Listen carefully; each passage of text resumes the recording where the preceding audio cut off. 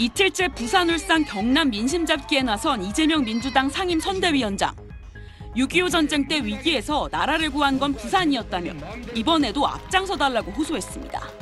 언제나 맨 선두에서 나라를 구해온 지역 아닙니까?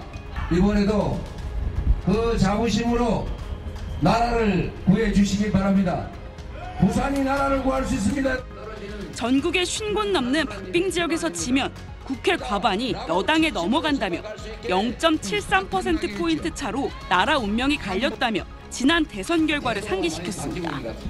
여권 지지세도 적지 않은 지역이라 강경 발언보단 수위 조절에 신경 쓰며 중도층 끌어안기에 공을 들였습니다. 경고해야 합니다. 그러려면 회초리를 들어야 합니다. 우리가 내쫓자는 게 아니지 않습니까? 정신을 번쩍 차리게 하고. 부산 수영 유세 도중엔 무소속 장예찬 후보가 이 위원장 배우자 법인카드 유용 의혹 제보자 조명현 씨와 유세 차량으로 다가와 신경전이 벌어지기도 했습니다. 조명현 씨가 와 있다. 부산 시민 여러분, 이거를 선거 방해죄라고 합니다. 민주당은 총선 판세는 승패를 예측할 수 없는 한 표 승부라며 수도권뿐 아니라 부울경까지 박빙 지역이 늘고 있다고 밝혔습니다. 상승 국면을 맞이했던 것도 사실입니다.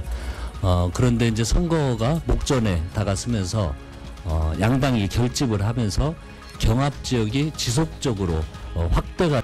민주당은 승패의 핵심 변수로 투표율을 꼽고 65%가 넘으면 유리하다고 밝혔습니다. 부산에서 사전투표 독려 행사를 벌인 이 위원장은 내일 대전에서 사전투표를 할 예정입니다. SBS 한소희입니다. 대장동 재판으로 현장 유세에 나서지 못한 이재명 민주당 상임선대위원장. 공식 선거운동 기간 13일 가운데 3일을 법정에서 보내게 됐다며 이렇게 말했습니다.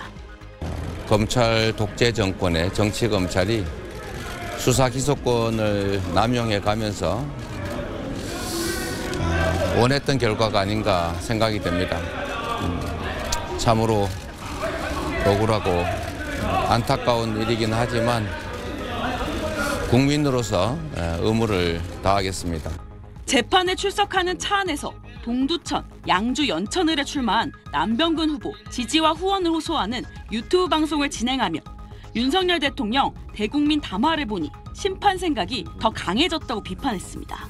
어제 담화를 보니까 전혀 변한 게 없는 것 같아요. 국민들께서 4월 10일에 엄정하게 그에 대해서 신상필벌. 휴정 시간엔 SNS를 통해 사전투표를 독려하는 등 틈새 유세전도 이어갔습니다. 민주당 선대위는 불통 정권이 표류를 지나 난파 조짐이라며 대통령 담화에 대한 공세수를 높였습니다.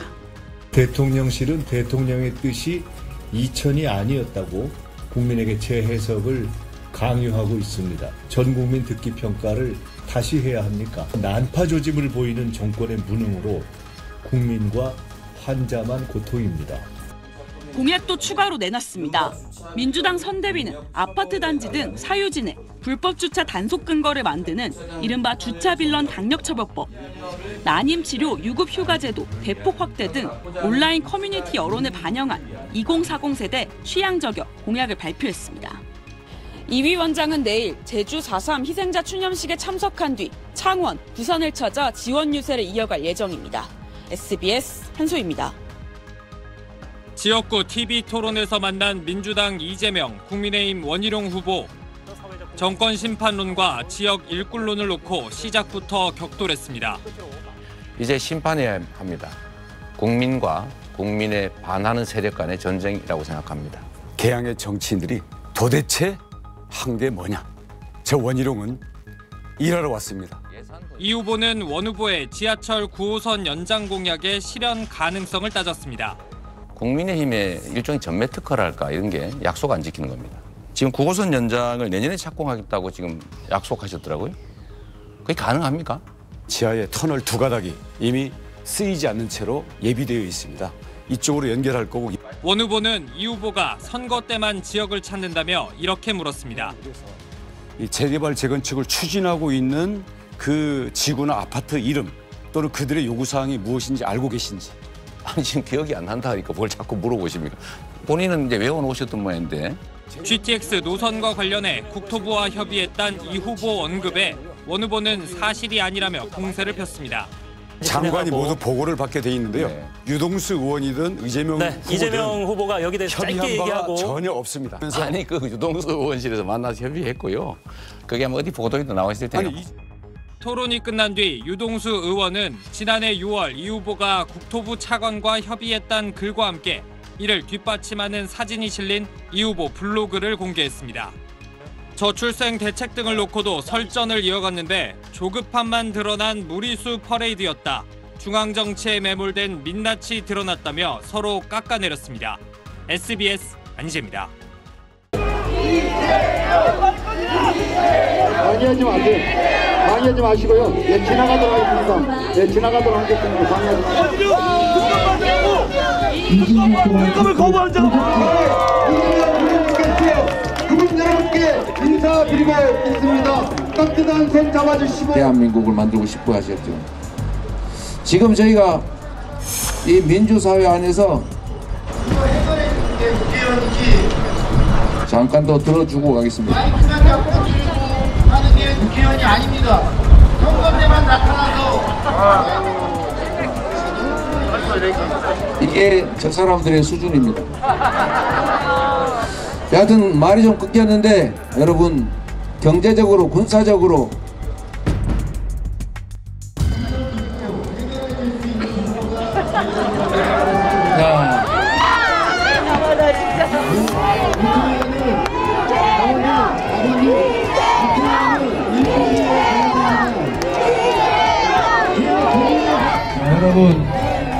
여러분 좀 들어주세요.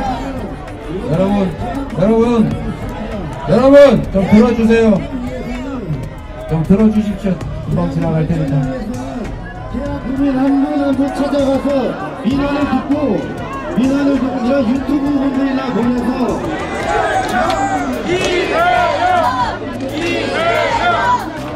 자, 여러분 조금만 기다려주세요. 저게 저들의 품격입니다.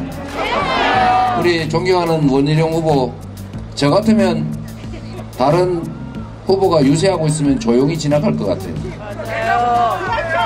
일부러 그러는 거 아닌가, 그 생각이 들 정도입니다. 헷갈 운운하면서 겁주고.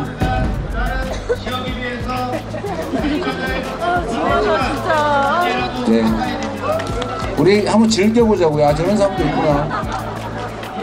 일본에 여기 뺑뺑 돌고 있는 것 같죠? 네. 딴 데 가면 사람이 없어서 그래요.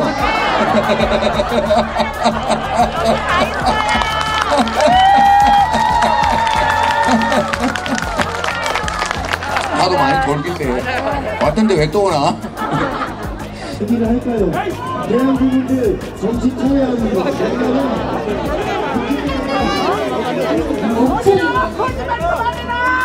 네, 그 유튜브로 돈 버시고요.